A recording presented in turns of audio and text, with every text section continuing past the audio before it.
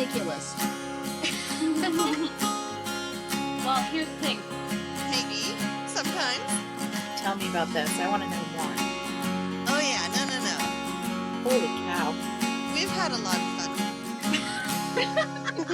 So, Catherine, you got some big travel plans coming up, huh? That's right. I am going to Iceland with my son's... Oh, my gosh. Yes, my son's choir is going to be singing there. And I get to go along. So it's very exciting. He has been diligently trying to learn the words to the Icelandic national anthem and in Icelandic. And it's not easy. There are letters there that are unfamiliar to us. So they're working on that. Wow. Yes. So yeah, it should be, it'll be a different way for me to travel. I mean, it'll be sort of a combination of family trip and the skating trips where, you know, I go on the bus and move around in a clump of 50 people at all times. So are you officially chaperoning this, or you're just going along? I'm just going along. I do not have to be an official chaperone. Cool. So, yeah, and it's, you know, it's a tour, which isn't usually the way I've tended to travel. So, but, you know, it's kind of nice to not have to make any decisions or plans or, you know, figure anything out in advance. Just show up and go where they tell you to. Yeah. I assume you've never been to Iceland? I have not. No. Or that part of the world at all? I have been to some Scandinavian. I've been to Norway and Denmark. Okay. Which, you know, I think have some similarities, but Iceland is definitely a unique place, I think, that'll be. How did they come to be going there? You know, I'm not sure. Every other year, this choir goes somewhere international. And they've been to some amazing places like Peru and South Africa and all over Europe. So, yeah, I mean, they try to coordinate with another choir or two in the destination country and do some performances together. Wow. Yeah. That's really cool. Is it the same person who plans it every year? Or every time? Because is this person just crossing things off a bucket list? His or her own bucket list? Could be. Always wanted to go to South Africa. Right. Hey! Let's do it. Choir trip! Yeah, that's a good question. I don't know. The director, I believe, has been, you know, the choir director, I believe he has been to Iceland before.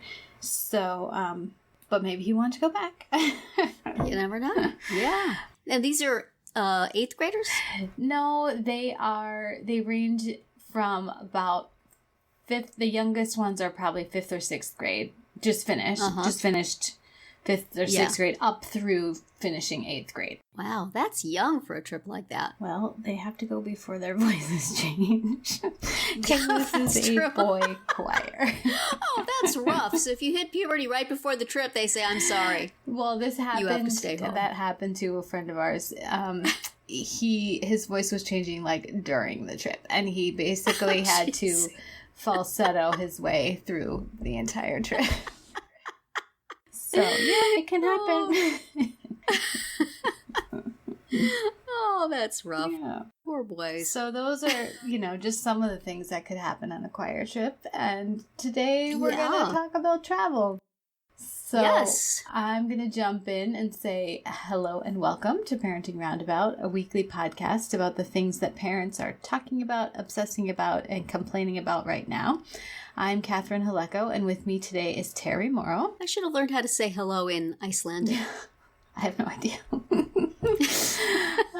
So Nicole is fighting the flu today, so we wish her a swift recovery. Yes. We are letting her rest and recuperate. So today on the podcast, we're going to do something a little different since Nicole is sick and I am about to head out on this trip. So in the spirit of summer travel, we're going to bring you some of our greatest hits on that topic from the past 2 years. We could have done greatest hits on having the flu, but this seemed like more fun. And in addition to me, Terry, and Nicole, you will also hear the voice of Amanda Morin, our friend who is no longer a regular on the podcast, but it's always nice to hear her voice again. We're going to start out with, we're going to clip in some speed rounds here for you all to revisit with us.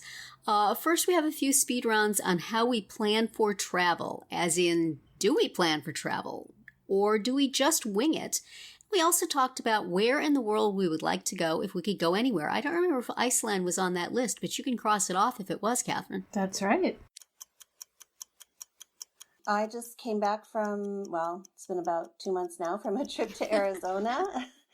We like to do some kind of trip at least a couple times a year. And you know what? To be honest, we don't plan in advance for them.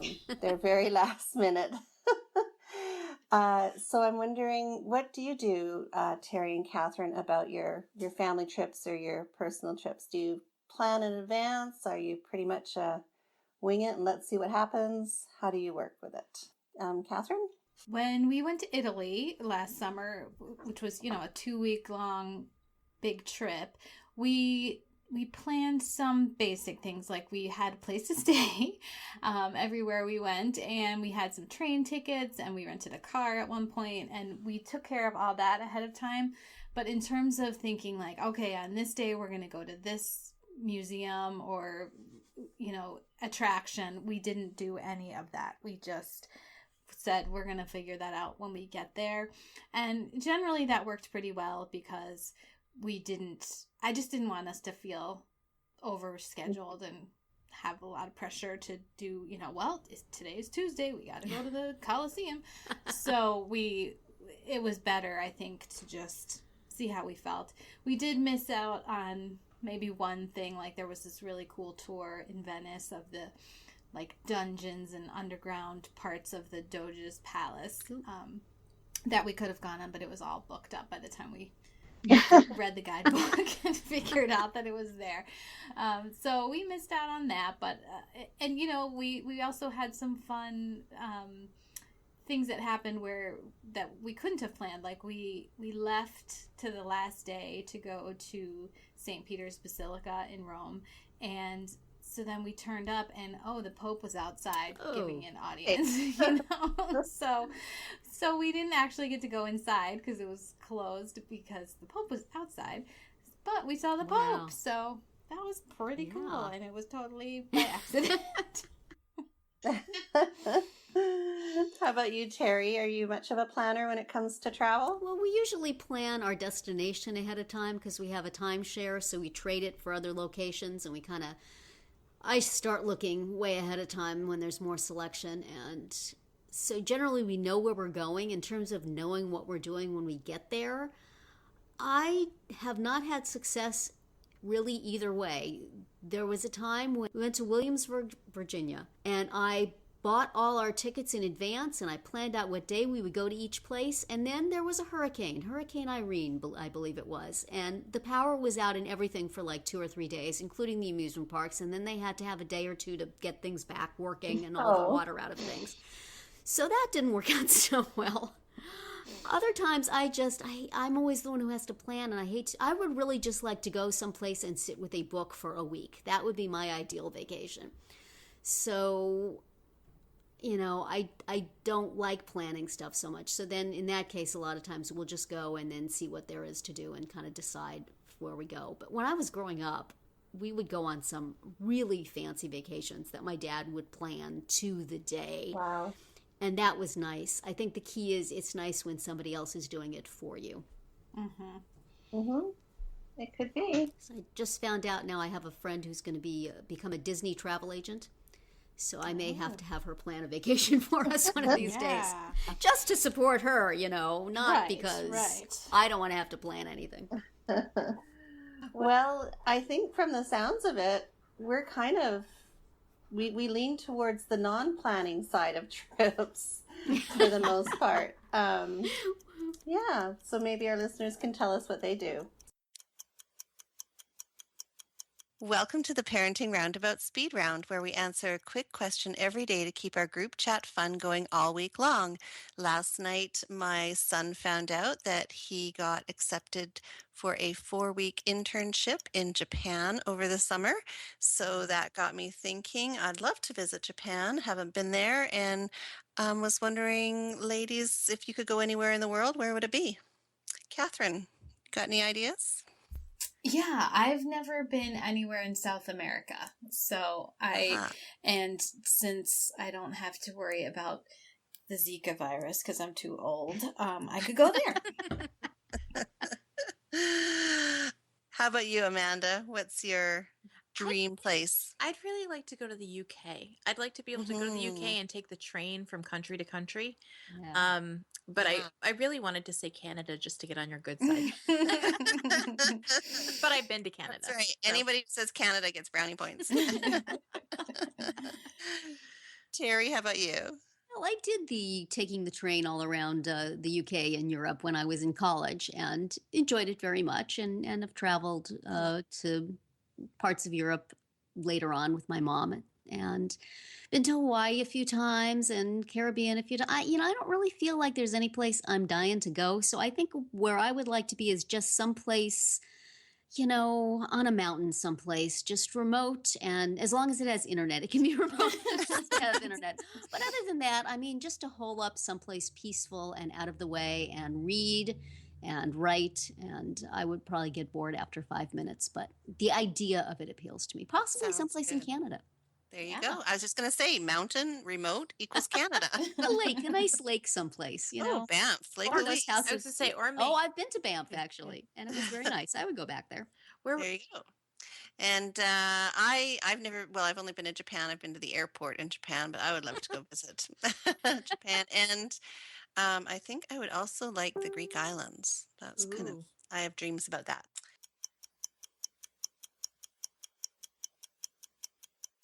And next, there's the matter of how do we get from place to place once we've figured out where we're going. So do we fly? Do we drive? Do we come up with some other way? So we talked about that in some upcoming speed rounds. We talk a lot about travel, but we don't talk so much about family vacations. And I was thinking, what do you prefer, road trips or airplane flights for your family? We just booked airplane tickets to take our kids to New York for a weekend in June, and I actually would prefer to put them on a plane than in a car. So I don't know about you guys. How about you, Catherine? Plane or car with your kids? We have tended to fly more often just because of the distance that we've gone. So it tends to be easy for us just because our kids are really used to it. So I guess I'd pick flying. Although I have done road trips, and I do kind of like them for the audiobook potential, which I have also talked about on this show before. That's a good point. That's what we do on the road. How about you, Terry? Road trips or airplane flights? We used to fly fairly frequently. We have a timeshare, and we often would go to Orlando. But lately I just do not want to fly.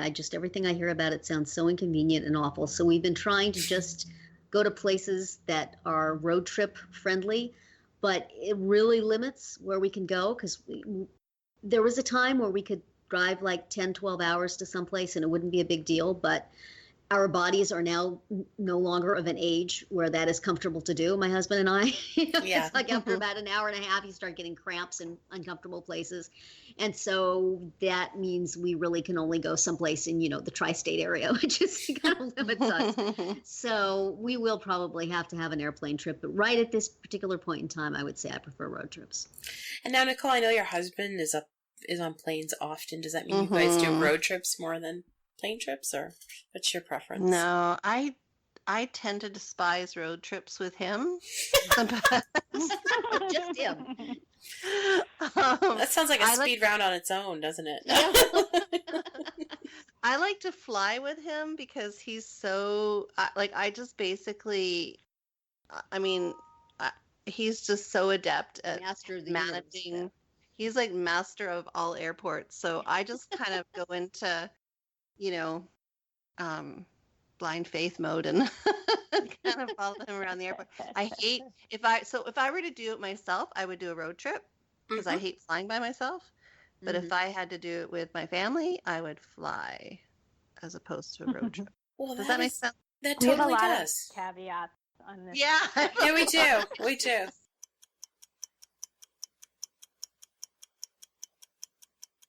I'll have to say that the longest car trip that I've ever taken with my kids is when we moved from British Columbia to California. And that was a 3-day road trip. And let me tell you, that was back in the day where there was no smartphone or, Yeah. any type of elaborate device to keep the kids busy. So my question to you is, let's fast forward to 2017. How do you keep your kids busy in the car on a long road trip? Catherine, I know you recently went on one, didn't you? We did. What- We drove about 9 hours each way for Christmas. And actually, it went quite well. We did, in fact, sing 100 bottles of milk on the wall, all 100 verses, which I don't think I've ever done in my life. And my son, my husband, and I sang it, and my daughter just sat in the corner and cringed and covered her ears and kept begging us to stop. So that's number one, it doesn't take as long as you think it will. And number two, everyone in the car has to be into it in order for it to be helpful. Wow. So, yeah, we did that. We did the license plate thing, which you can now get an app Of that course helps you you can. keep track of your license plates, so you don't have Yeah. to write them down. And then it's all Hamilton soundtrack, Hamilton mixtape, Hamilton podcast. Hamilton will that the entire Hamilton body of work will take you pretty far. It did. It got us pretty darn far on our last trip. Wow. And your kids will listen to that? Your kids Oh are yeah, fine with it? my son loves Hamilton. My daughter Oh, likes okay. it. She's not Terry level with her enthusiasm, but she likes it, and we're all going to see it next So month. jealous. Very cool. Well, you got to get them into In the Heights too, because that adds another 40 minutes. And then the Moana soundtrack. You could just have the entire Lin-Manuel Miranda accompanies your road trip package. We'll download those for Hilarious. next time. Absolutely. That's awesome. What do How you about do you, with Terry? I can't Yeah. even remember what we did before the glorious advent of personal computing devices. What a Seriously. gift to parents. I mean, we were taking road trips even before you could have movies in the car, or at least before we had that capability. And all I can remember is having to sit in the back seat with my kids to keep them amused and just fighting for every second of my life in that endeavor.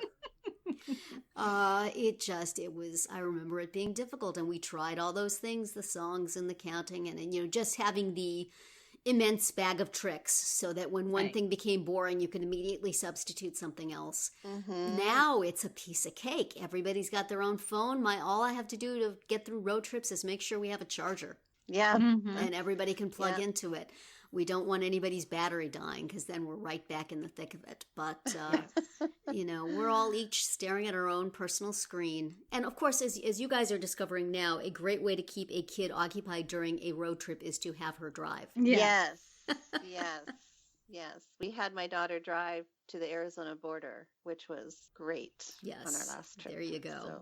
That's you just got to hold on till they're old enough for that, and then it's then you have to worry about occupying yourself.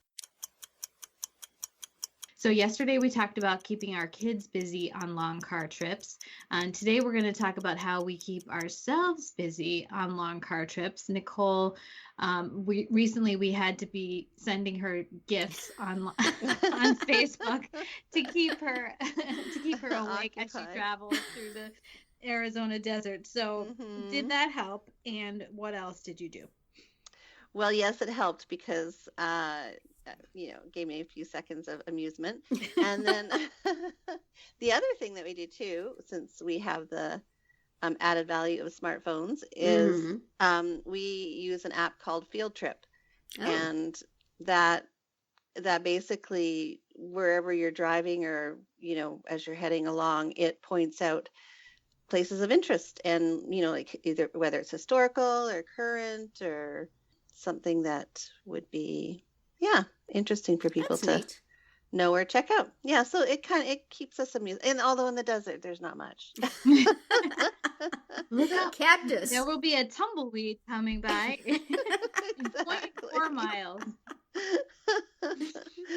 So that's what I usually do, is I like to look at this app and see what's going on around me, learn what's going on around me. Yeah. How about you, Terry? I mean, this all depends, of course, on whether you're driving or not driving. But say you're the passenger. If we're on a family road trip, generally my husband is driving. It has to be a pretty long trip before we start taking turns. So I bring my laptop absolutely everywhere, and I cherish the ability to use my phone as a hotspot. And so basically, I am doing the same thing on road trips as I am doing every other second of my life, which is working. Working. No rest for mom. But I've gotten pretty good at working in a car. Every now and then I have to stop, because if the person driving is a little too eager with the accelerator or the brake, sometimes I get a little woozy. But, most of the time. And then, of course, I also have my phone and my music and my podcasts and all sorts of personal fun I could have on my phone. So I often do that, too. But more often, the laptop is open on my lap. Yeah, I like to listen to, whether it's music, podcasts, audiobook, something. Of course, that works if I'm driving or if I'm a passenger. Yeah. But then if I'm a passenger, I feel like it has to be something that the driver wants to hear. Otherwise, that doesn't work so well. So then I usually let the driver have their preference, and then I might be like playing games on my phone, playing like solitaire. Words with friends. That doesn't use any data. Yeah. So, and looking up things, as conversation runs around, and then suddenly someone wants to know something. Well, I can find that out right now. I have actually put some games on my phone that I can use when my husband's driving if I want to keep him alert, like a Trivial Pursuit game or a Jeopardy game, and I'll read him the questions. Or actually, the other day when we were on a road trip, I found a trivia site on my computer, and I was reading out questions just to give him something to do. Especially if you're driving someplace that is out of radio range of a ball game, that becomes an important function. Well, good. So we get there. We figure out a way. And if all else fails, we turn to our friends and say, "I'm so bored. Help me." Exactly. Now, once we get to our destination, we have some requirements for our accommodations. We are not easy to please, hotel-wise. We want things to be a certain way, and we also have certain routines when we get there. So we talked about that on some speed rounds, and let's listen to those. So today we thought we would ask, what do you look for in a hotel when you go on family vacation? I, having just returned from a vacation with my family, we have a long set of criteria that we look for, including the lack of those creepy bed sheets. Okay, Catherine, does your family have a set of criteria for hotel stays? Well, we would usually like to have a pool. Our kids are still little enough that that's a thing. And I want a fridge, and especially when we go on these skating trips, we eat at weird hours, or we're on a bus or whatever it is. And so I need to have some of my own food handy. And I swear, every other hotel you go to has a hotel, and then I get to these and they don't have them. And it's not, I'm not the one picking the hotel, so I don't even have a say in it. So I want there to be a fridge, please. Yes, I will second that. Gary, what are yours? My husband and I, early on in our marriage, got sucked into a timeshare thing, but now we can exchange it for timeshares anywhere in the country. And we've gotten very spoiled by having 2 bedrooms, a kitchen, a full kitchen, a refrigerator. It's so much easier with the kids. And of course, as we've discussed before, we usually try to bring along a backup pair of adults. So this way we have, the kids in one room, we have the backup adults on a fold out couch, we have our own bedroom. We can eat at home for breakfast and some dinners. One or the other of the guys cooks dinner. And so that's when we just need a hotel for something in between our annual vacations. I've really now started to look for suites and something that has a kitchenette and that has bedrooms and that it's not just one big room where we all have to sleep in the same place. Yeah. So I think that's a wonderful thing. And the places that have breakfast in the morning are very nice. Yes. I like that. That's anything that saves you having to go to a restaurant is a good thing. Amanda, how about you? I think there are a bunch of things I would second. A fridge is definitely a must. We're always looking for a suite because we have kids who sort of like talk in their sleep and all that stuff. So we're always looking for a suite. And the continental breakfast is always a bonus because then you don't have hungry kids like, oh, when are we going to breakfast and where are we going to go? And like, we're just going downstairs, and if they have Cheerios, you're dealing with it. So there you go. I agree. And I'm going to add one more that nobody else mentioned, and I'm really surprised because we're all like on our computers all the time, but free Wi-Fi. Free Wi-Fi. Yeah. Free Wi-Fi that you do not have to jump through stupid hoops to get through. Just let there be Wi-Fi. You know? That's so funny. When I'm looking for a family vacation, I don't look for that. When I'm looking for a work hotel, I do. Oh, we had one family vacation someplace with no Wi-Fi, and it was the longest week in all of our lives. Even my husband, who doesn't use Wi-Fi, hearing people complain about Wi-Fi, no Wi-Fi for 7 days. It's like, yes, we look. We always ask about that now. We didn't have Wi-Fi in our hotel, and we were just, oh my goodness. Well, we did, but it was so bad, and it was painful. We were in Cooperstown, and what I mostly did at the Baseball Hall of Fame was use the free Wi-Fi there to do all the things I couldn't do at the hotel. No. You guys look, I'm going to sit here with my laptop. We would drive up to a Starbucks and just sit parked outside of a Starbucks and use their Wi-Fi. Wow, ladies. Yeah. Since we're on traveling topics this week, I recently went away for a weekend. My son was in the Special Olympics, and I always try to balance the hotel we stay in terms of as affordable as possible without being gross. And, I feel like the place that we chose was pretty well in that balance. We were all 3 of us in a little room, and it was fine. But mentioning where we were staying and some of the things that they had at the hotel to somebody else who was there, they were acting like we were at the Ritz, and I guess they were at a very low-end motel, and it really so theirs tilted towards what I would consider to be the gross end of the scale.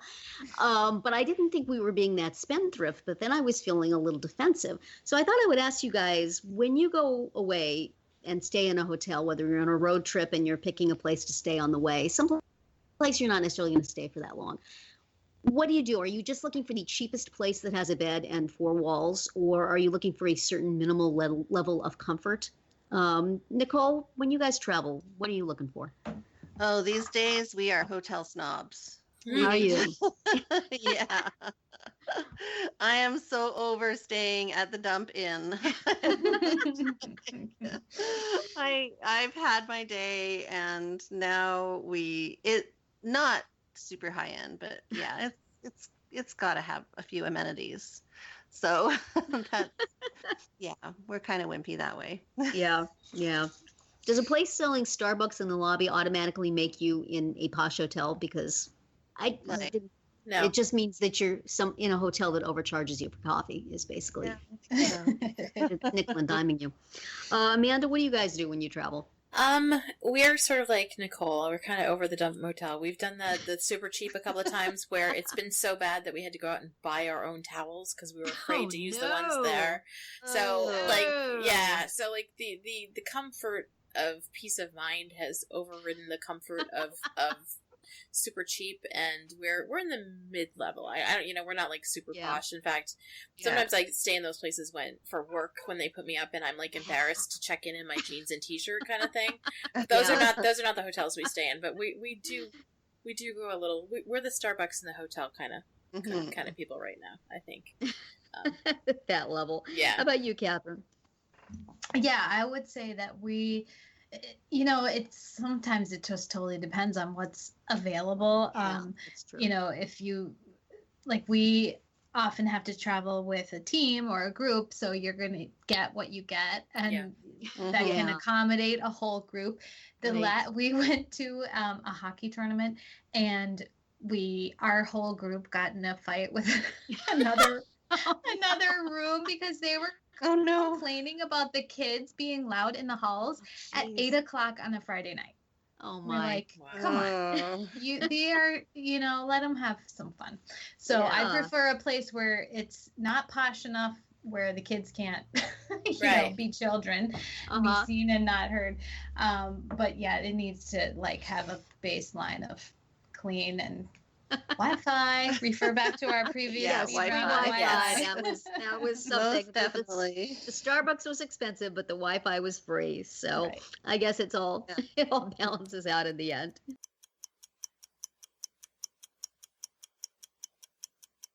Welcome to the Parenting Roundabout Speed Round, where we ask a quick question every day to keep our group chat fun going all week long.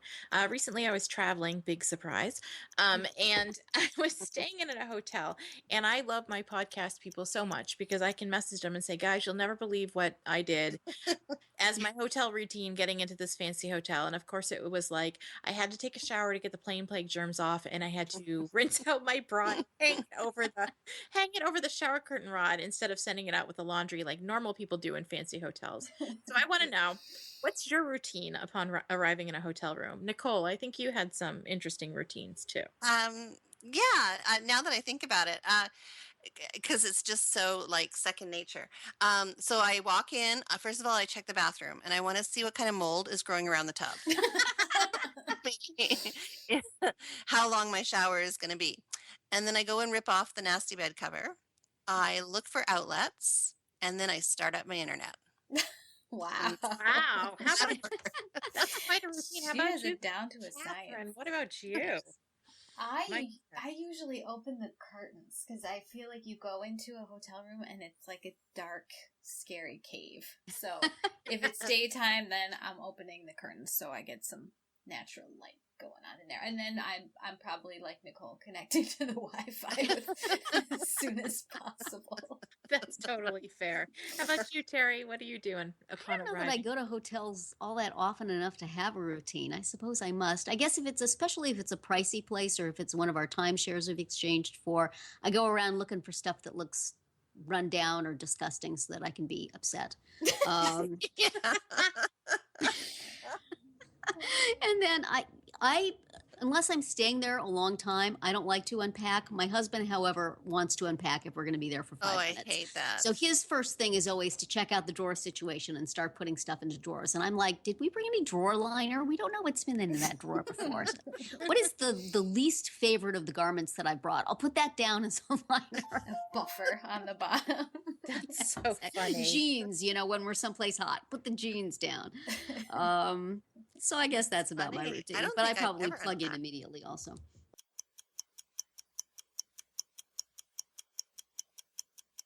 And then to close out today's show, let's hope this does not jinx me on my upcoming trip because we present some memorable travel disasters. One of my favorite Catherine stories is in that one, I think. Really? Today's question is, what is your most memorable travel disaster? Nicole, have you had some travel stories to tell? I do. And it was difficult picking one, but I think I'm just going to pick the one that had the most traumatic influence in my life for this Sharing your travel upbeat and troubles. fun podcast. No, so 9 years ago, this past week, my family packed up and got on a plane because we were moving to California. Ooh. And we flew out. Our flight was very early in the morning, and things just, we were already sad and crying and It's just like this hugely emotional event. Uh-huh. But it just, things just went bad all the way around. It wasn't just the fact that we were leaving. It was us, having a 6 a.m. flight, meaning that we had to be at the airport by 3 a.m. because it was considered international, to the fact that as we were boarding the plane, the ticketing agent, or the one that checks your boarding pass, Mm-hmm. she was so incredibly rude to Peter, and he made the mistake of saying something along the lines of, "Why do you have to be so rude?" And that triggered an entire firestorm of, "Sir, are you stable enough to get on this airplane? Oh Because my if you're No. not, we are going to apprehend you and you will be arrested for." Oh So my. goodness. there was this huge drama in the lineup to get on the plane. So then we get on the plane, and of course, it can't take off because it has to be de-iced. So we sit and we watch the plane get de-iced. And then we're making a stop in Denver. As I'm getting up out of the seat to get off the plane when we land in Denver, I twist my back and have an incredible shooting pain in my back. I can't even stand up. So I hobble off the plane with my children in tow and my husband in tow. And then we get off the plane for our, 1 hour delay, which subsequently turns into a 10-hour delay No. in the airport because of weather. A storm came through. So we were camped out in Denver Airport. Don't know if you've ever been there. It's not overly exciting. Uh-huh. And everybody else's planes have been delayed. So there was, it was kind of like, what do you call that? It was just a fight for survival, basically. We had to find outlets and chairs and food, and it was just madness. And so we camped out in this little corner of the airport. The whole time I'm thinking, why am I doing this? I just want to go back home. I don't want to be here. I don't want to be in the US. Very emotional. And then finally we get on to our connecting flight to Ontario here in California.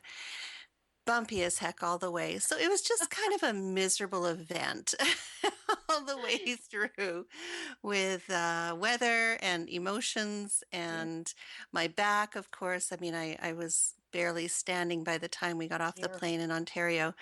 So yeah, it's just, Like not Canada's an revenge. pardon? Canada's revenge. Oh yeah, don't you dare leave us. You're leaving us? Okay, well, this is what I'm going to do to you. So yes, not overly upbeat, but definitely one of my worst and memorable travel disasters. Oh my. Well, I'm exhausted just listening to that. Yeah. I just imagine the stress level just rising and rising. And it's hard enough when you have that sort of thing going on when you're traveling, but when you have your kids with you, and so you not only have to survive it yourself, but you have to get them through it. I think that would be the hardest part. I can deal with a lot myself, but that whole extra degree of difficulty. Wow. How old were they, your kids, at that time? Kristen was 5 and Josh was 10. So yeah, and I mean, they had their own level of sadness leaving their friends. Yeah, sure. So yeah, it was a really, I won't say anymore. Somebody else, let's hear something good. Funny, at Catherine, least. what fun, upbeat travel story do you have to tell today? Well, so this one is memorable to me because it's now like family lore, but I don't actually remember it because it happened when I was 3 years old. Just almost 4. And so my parents, who were both university professors at that time, took us all to England for a sabbatical year. Because, a good time to pick up your whole family and move to another country is when you have a 3-year-old, an 18-month-old, and a 3-month-old. Oh, dear.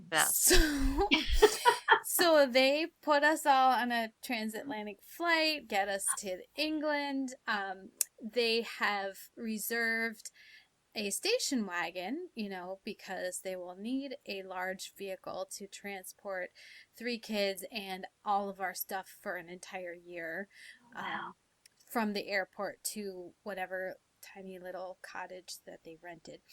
And the story is that, okay, we get there, everyone's exhausted, everyone's jet lagged, it's, who knows what time, there's 3 babies, everyone's like already at the end of their rope, and they get to the car rental place, and the guy says, oh, well, we don't have a car, we don't have your car, we don't have a station wagon.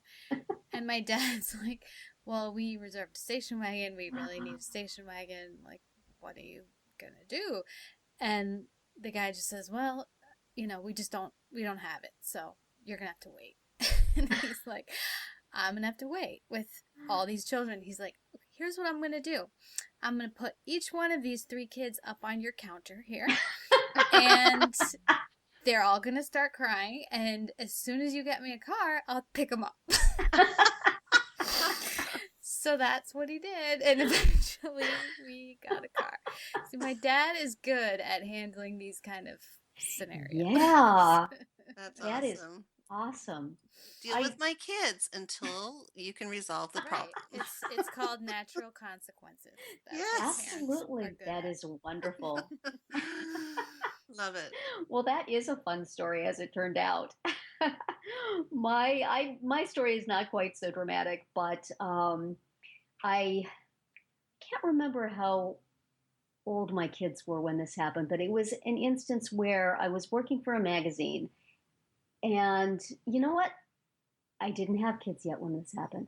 I was working for a magazine, and they decided it would be funny for me to go and interview Billy Ray Cyrus, because I think mostly because I'm short and they thought it would be funny. The pictures would be funny. Oh my gosh. I was a copy editor mostly, but they thought, hey, you know what? Go do this interview. You can do it. So I didn't feel like you weren't documenting his mullet, or it was at the achy breaky heart stage. So he was huge.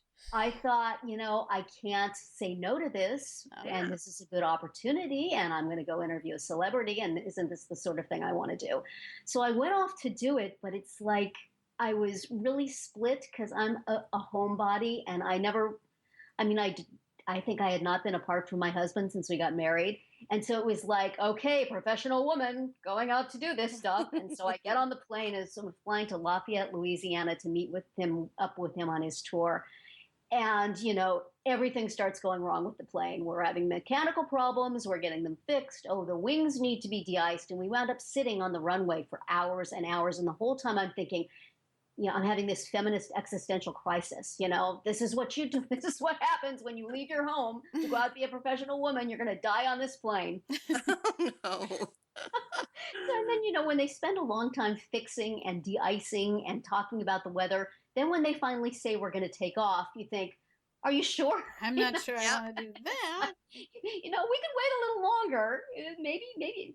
So, we flew. And then when we got to where we were going, my connecting flight was, of course, long gone. And they couldn't fly that night because there was weather there, too. So I wound up having to stay overnight in a motel and, buy a toothbrush from the vending machine because my luggage wasn't with me. And it was just this whole, okay, you want to be this big career woman out flying around? This is what it's going to be like. There you go. I think that was possibly my last business trip.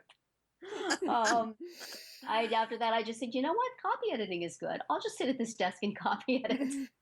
Y'all go out and do the interview. There's no de-icing involved. Exactly. There's no de-icing involved in copy editing. But no Billy Ray Cyrus either. Come on. He was actually very reporter nice. To the stars. Yes, and I have the photos to prove it. And I felt like I made a total fool of myself. And then not only was the traveling something I never wanted to do again, but the celebrity interviewing was not something that I felt comfortable doing because they were egging me on to ask him things and like tell him to do the achy breaky dance with me or something like that. So there are many embarrassing photos, and I think he thought, who is this person? Can she go over now? It's really hard to do a good celebrity interview. It really is. It sounds like the sort of thing that would be fun, but really not so much unless that's your personality. So I could never do what Amanda is doing, flying around and speaking and things like that. So I enjoy being here in my living room doing podcasts.